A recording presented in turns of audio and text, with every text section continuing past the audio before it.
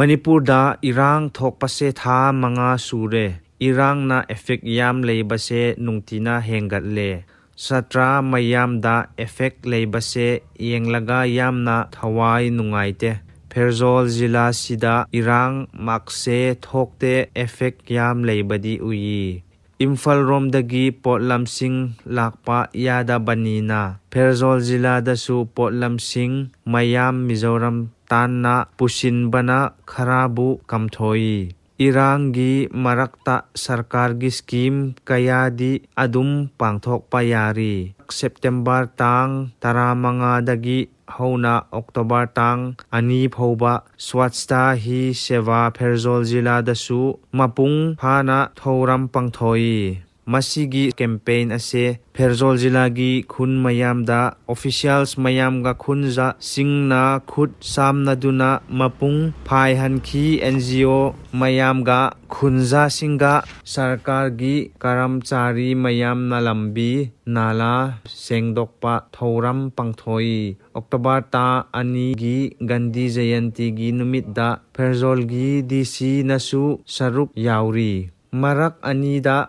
Pherzawl zilada immunization gi makhada measles ga rubella leina dagi nga thoknaba campaign kanna chathari. Manipur Sarkar ga District Immunization Officer Pherzawl District na immunization campaign khun khonda chathari. Masigi campaign makhada measles rubella hidak kapakhi. Masigi hidak kapasina leina tongan badagi nga thoknaba su yabani. Pherzawl zilagi makhada school mayamda ZEO Pherzawl ga district administration khut samnaduna model G20 competition October tang ani phaubada pangthoi.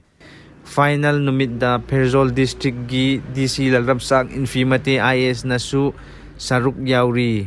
Masigi numidda DC na Ayushman health card yenthok competition prize mayamsu yenthokhi. Pherzawl zilagi DC lalramsang infimate IAS gi transfer October tang 16 2023 da thokpa adu adom leiba NGO ga khun mayamna yaningdaba utpaga memorandum su sarkar da pikhi. Aduga mayamna yaningdaba phongdoktuna October 26 da rally su pangthoi. Pherzawl zilada nauna lakpa Deputy Commissioner Ashish Das IAS ka unabada mahakna logadaba thodang khara palladuna asumna hai. As a new Deputy Commissioner for Pherzawl, my focus is to know the district, what are the basic requirements. I know it is far-flung, it is so away from the mainland, and there are many handicaps faced by the district and the people.